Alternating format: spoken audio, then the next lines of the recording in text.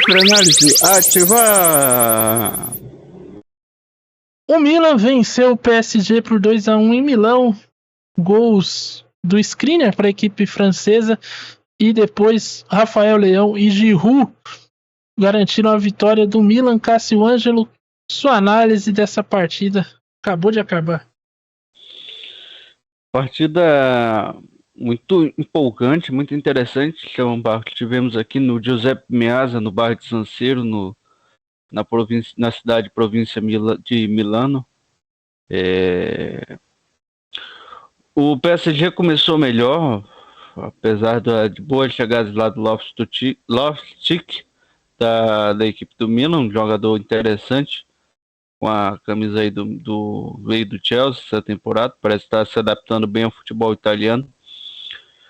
E o PSG abriu cedo o placar, logo numa falha grotesca de marcação do escanteio da equipe do Milan, onde o Marquinhos fez uma boa assistência de cabeça. E o que chamava atenção pra gente aqui é que o Dembélé fazia uma baita de uma partida até então. Colocou o Colomani primeiro em boa chance de finalizar. Depois colocou o Hakimi. E foi o personagem da partida, Estevão Barros, justamente por causa dessa circunstância de colocar o Colomani e o Hakimi na cara do gol. Depois ser ele que perde a bola lá onde dá contra-ataque para a equipe do Milan. Na jogada seguinte ele cria uma jogadaça onde ele faz uma jogada individual, bota uma bola na trave. Poderia ter naquela altura aberto 2-0 e ter, quem sabe, liquidado o jogo. Mas o Milan chega no empate com o gol do Rafael Leão, muito na característica, no ponto fraco do que é o time treinado pelo Luiz Henrique. A equipe se manda para o ataque, tenta imprimir força e construção, ou seja, tenta ocupar muito o campo ofensivo do seu adversário e acaba dando espaço. O Pioli foi inteligente, viu que o Milan estava fazendo isso e baixou as linhas, como dizem agora, soube sofrer. E nessa altura ele colocou ali o garoto Rafael Leão bem aberto pelo lado e o Giroud centralizado. Nisso, numa jogada interessante até da gente observar, Rafael Leão empata o jogo. O Milan melhora na partida justamente porque tem espaço para jogar e começa a entender o que é a falha desse futebol do Luiz Henrique, o que era a falha do PSG. Era dar espaço para jogar, tinha que imprimir velocidade e finalizar rápido as jogadas, porque se desse tempo a equipe do PSG rapidamente ia se reconstruir, ia se reposicionar defensivamente. Vamos para o intervalo. Embora o PSG tenha equilibrado o jogo, eu achei que o Milan foi melhor na primeira etapa, eu tive essa percepção. E no segundo tempo o Milan começou também melhor, e numa jogada ali interessante, que dois jogadores acabam trombando, indo para o chão, a bola sobra para o lateral do Milan, Hernandes, faz um bom cruzamento e o Giroud complementa para o fundo da rede.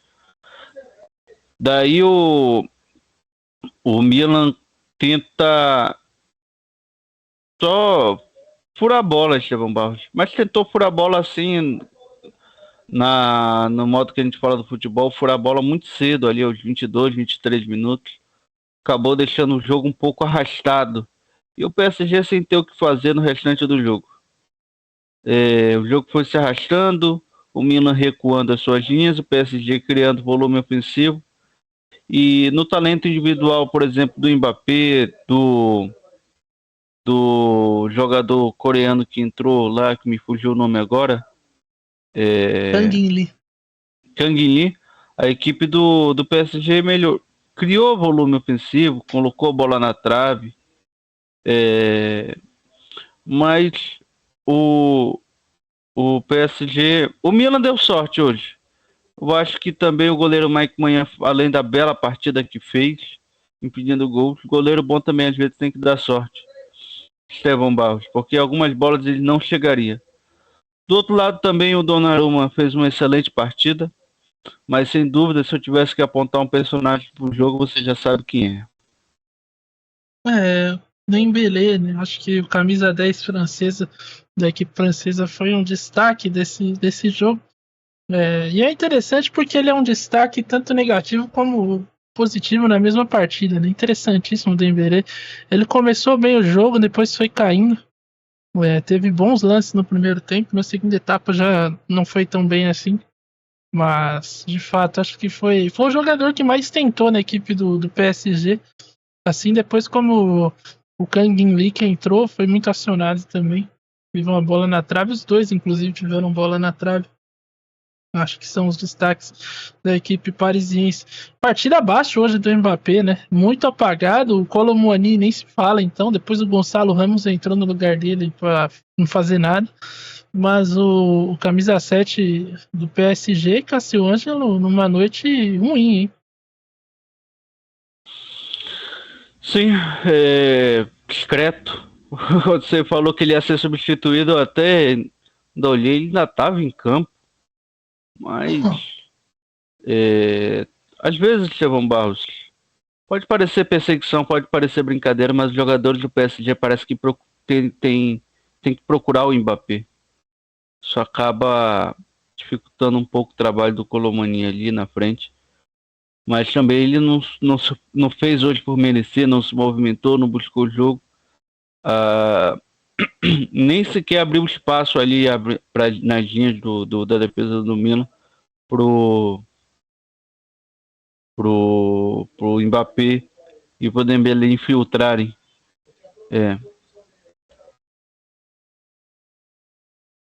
E um jogo ruim do camisa 7 francês que passou em branco hoje.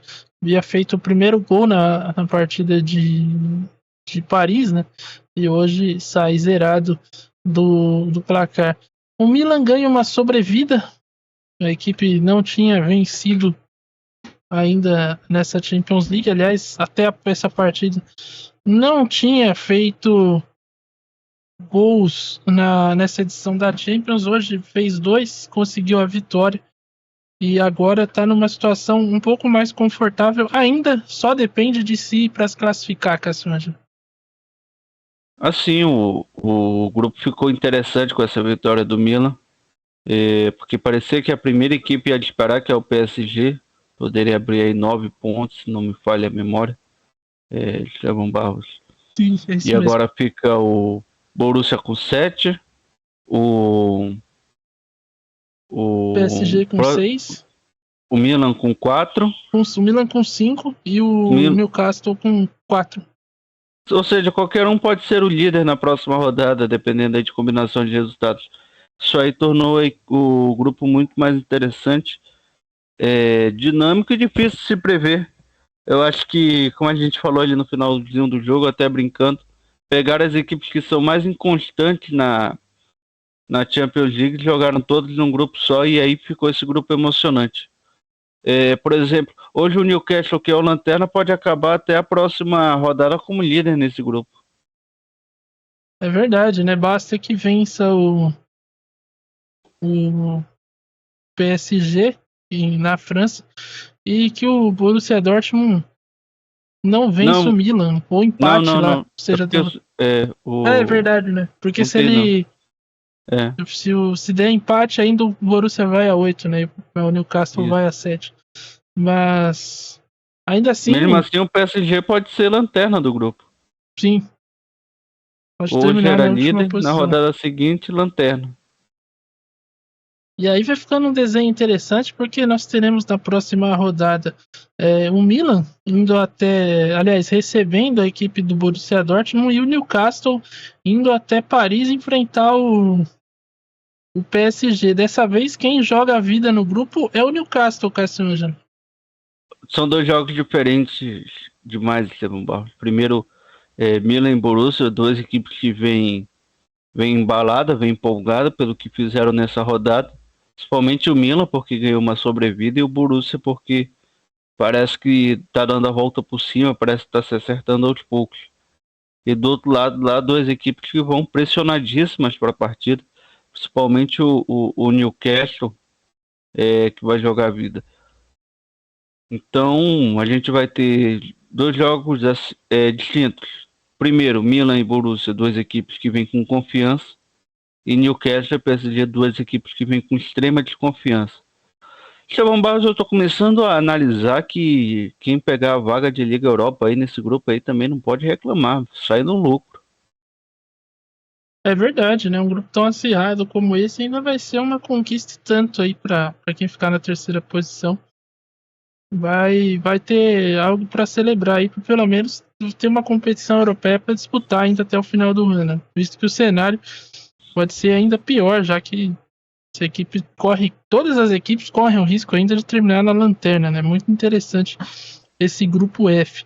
Passando aqui pelos outros resultados dessa tarde, no grupo E, o Atlético de Madrid, ainda no grupo F, né? O do Borussia Dortmund venceu o Newcastle por 2-0, gols de Füllkrug e Julian Brandt. E no grupo E, o Atlético de Madrid venceu o Celtic em casa 6-0 para a equipe do Atlético de Madrid. Eita, nós. Abriram a porteira lá e passou boiada. Enfim. Raridade um time do Depois que o Simeone Morata fazer. fez gol. Então. E um detalhe, né? O time do Simeone fazer 6 gols numa partida. Tirem não sabia o que fazer aí. no banco, né? Exatamente. O Celtic teve um jogador a menos. O jogo no primeiro tempo terminou 2-0. E aí no segundo tempo. No primeiro tempo, os gols marcados por Griezmann e Morata. E aí no segundo tempo, Griezmann, Samuel Lino, Morata novamente e Saúl Ñíguez. Ñíguez fizeram os gols do Atlético de Madrid e garantiram essa goleada para cima do Celtic, que também vai dando adeus aí à Champions League e não tem mais chance de se classificar. A equipe escocesa briga aí por pelo menos uma vaga na Liga Europa com o Feyenoord, né? Se vencer os 2 próximos jogos e o Feyenoord ter pelo menos um tropeço, aliás, 2 tropeços aí, a equipe consegue a vaga na Liga Europa, mas ainda assim muito distante. Feyenoord que foi derrotado na Itália pela Lazio, 1-0, gol de Ciro Immobile ainda no primeiro tempo. No ainda grupo tá G... usando moicano ainda? Oi? O Immobile ainda usa moicano ainda? Acho que não, ele agora é um rapaz de Deus. Já passou a juventude rebelde dele, né? Sim. O RB Leipzig venceu Estrela Vermelha na Sérvia, em Belgrado. Gols de Xavi Simons e Luiz Openda. E aí, no final, o Henriques fez contra ainda, descontando para o Estrela Vermelha, 2-1, placar final. O City venceu o Young Boys na Inglaterra, 3-0. Haaland, Phil Foden e Haaland novamente.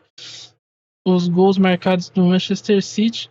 Com isso, a equipe inglesa se classificou, a primeira a garantir vaga na fase de grupos, nas oitavas de final da Champions League. 12 gols marcados, apenas 3 sofridos, 100% de aproveitamento. O Leipzig, ela conta também que está com o fator de estar num grupo muito fraco. O Leipzig também está numa toada muito forte, venceu todas as partidas, à exceção contra o Manchester City, onde foi derrotado, mas o Estrela Vermelha e o Young Boys somaram apenas 1 ponto cada, justamente quando se enfrentaram. Então, um cenário muito fácil, muito tranquilo aí para a equipe do... Duas equipes ruins quando se encontram, não tem outro resultado que não seja empate. Inclusive o Leipzig também garantiu vaga Já? na fase de grupos, porque ele tem 9 pontos, 3 vitórias. E faltam 2 jogos, o Estrela Vermelha e o Young Boys podem chegar no máximo 7. Então, sim. A questão é saber quem vai ficar na primeira posição do grupo. Nem isso também, não. Ou seja, se o Leipzig empatar lá e o City vencer, também já acabou a última rodada, é só cumprir protocolo. Quer dizer, cumprir o protocolo não, que ainda vai valer alguma coisa para Estrela Vermelha e Young Boys. Exatamente. Mas para Manchester City e Leipzig a coisa já está encaminhada. E no grupo H, o Shakhtar venceu o Barcelona por 1-0. E olha a crise lá, Xavi.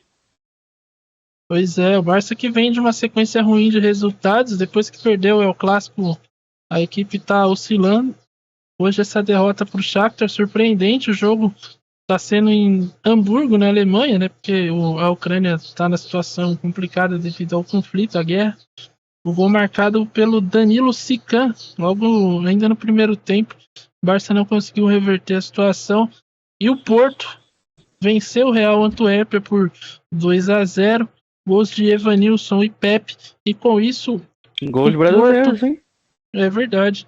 O Porto assume a liderança do grupo. Cassiano empurra o Barcelona para a segunda colocação. Os dois têm 9 pontos, mas o Porto tem o saldo melhor. Eles vão se enfrentar ainda, jogo na Catalunha, mas de qualquer forma, a situação complicada. Não tá tão complicada ainda, porque tem o Antuérpia que não faz mal para ninguém. Mas o Shakhtar tá ali com 6 pontos, sonhando ainda com vaga na fase de grupos. O Shakhtar, com esse resultado, já se garantiu na Liga Europa, ao meu modo de ver. Porque poderia acontecer alguma hecatombe contra o Real Antuérpia num confronto direto entre Shakhtar e Real Antuérpia. Mas com essa vitória, olhando só primeiro pelo ponto de vista do torcedor do Shakhtar, confronto na Liga Europa já está garantido. É Quer dizer, verdade. classificação para a Liga Europa já está garantido. E agora ele vai jogar livre, leve, solto, sem responsabilidade, para ver o que acontece nessas 2 últimas rodadas aí. Quem sabe ele não. Ele só vai assistir de camarote, como ele pega o Real Antuérpia, o jogo entre Barcelona e Porto. Para ele se empatar tá bom, para ele quem vencer tá bom. E aí ele joga a última rodada contra o Porto sem compromisso nenhum. Sim. O ideal para ele é que o Barcelona vencesse o Porto e aí jogaria o confronto direto. Porque contar com o Real Antuérpia contra o Barcelona na última rodada é complicado. Sim, é verdade. Agora, pelo ponto de vista do Barcelona, crise em cima de crise, diversas contratações equivocadas nas últimas temporadas.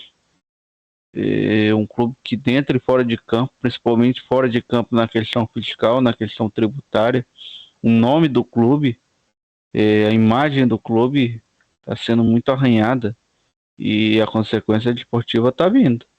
Não tem como você, por tantos anos, tentar isso aí. Vamos ver se Vitor Roque salva. É verdade, né? Vitor Roque já contratado, será jogador do Barcelona no ano que Será? vem. E será? É o que. Será? Só imaginação. Tá aí, Renato Russo. Mas de qualquer forma, é a aposta do Barcelona para o futuro. O novo Messi.